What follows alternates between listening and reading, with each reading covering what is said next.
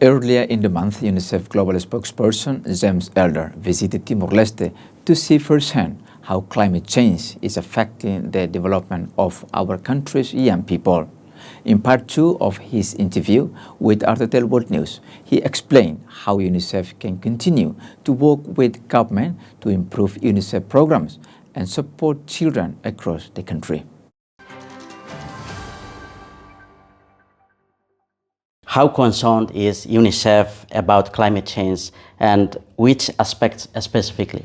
Yeah, for UNICEF it's the umbrella issue, because every time we get a water system in, or every time we're able to get solar panels in, and then if you then have a massive storm, and that destroys those, and we are seeing more frequency of big storms.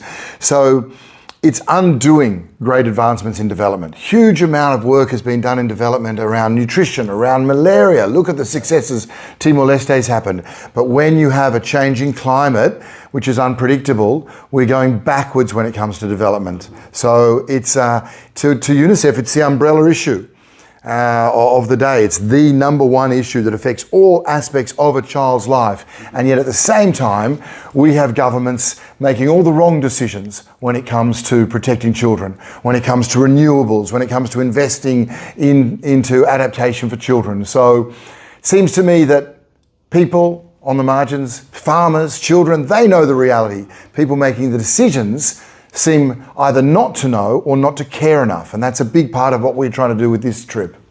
What gaps or opportunities have you identified in UNICEF's work in Timor-Leste? Look, the opportunity is, how well we work with government. Everything we do with government. The opportunity is young people, you have a very young population that if you educate a young population, then in 20 years you have a demographic dividend. You have a population who's employed, paying taxes. You're the envy of, say, Europe, who's getting older. So we do a lot of work with young people, get a lot of advocacy, training young people, not just education, but helping them be advocates around things like climate crisis. So I think the biggest opportunity is children.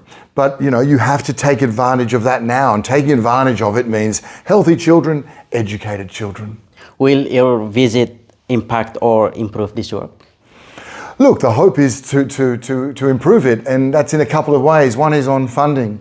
We are going through a financial crisis when it comes to children.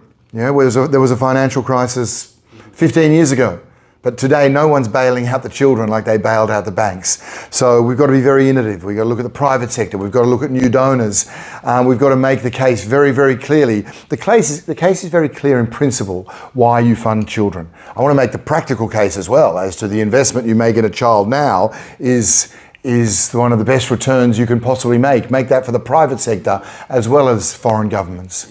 So how does UNICEF involve local communities in Timor-Leste? Every step of the way. When we work about a program, so if we think about we're going to do this on nutrition or sanitation, we talk to the communities. No one knows their environment better than communities. UNICEF has a great depth of knowledge as well. We were in 150 countries. We've been doing this for 75 years. So we talk to them. If you look at just what I was doing the other day when we're doing mother to mothers, that's where you're helping women understand about nutrition, but then those women, mums, go around villages and talk to other mums. So that kind of work. With youth, it's about giving youth the information they need, how they can advocate. How does a young person go and speak to a village elder? How does a young person speak to a minister? And then giving them the platforms, helping them be on television shows like yours, helping them with social media. So communities are everything for us. We have to work like that with communities. How much in American dollars does UNICEF spend on projects each year in Timor-Leste? Oh, it's a good question. It's around $10 or $11 million last year. It changes. It depends on the funding we have, and that's a big part of my work and UNICEF's work here, to go to donors around the world and explain the criticality of supporting Timorese children. So around $10 or $11 million, but look, for UNICEF, money matters, because all our money, we are in completely donor funded. There's no magic pool of money. But we know that with more money is more sanitation, is more solar panels, is more teacher training, is more youth advocates on the climate crisis. More money means more impact for kids. How much of an impact US aid cuts had on work you are doing, and who is stepping up to address the shortfall? Yeah, it didn't have, for UNICEF, it wasn't a huge impact in Timor-Leste. Globally it was. We have to be very clear. It's been a disaster globally for children, just at a time with a climate crisis, with a mental health crisis where they can least afford it.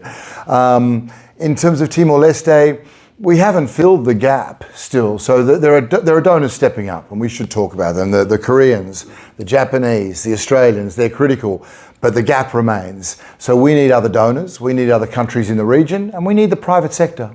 Personally, what challenges do you face working in this environment? It's been a very, very difficult few years for children globally, and this particular role for me, I spent a lot of time 4 years ago on the war in Ukraine, seeing firsthand, millions of children displaced, millions of children have to leave, fathers not seeing their children for years. Suddenly then we're in Gaza. I've never seen a war like that. I've never seen the devastation on children. We're talking, reports of like tens of thousands of girls and boys killed. I've never seen hospitals destroyed, engineered starvation.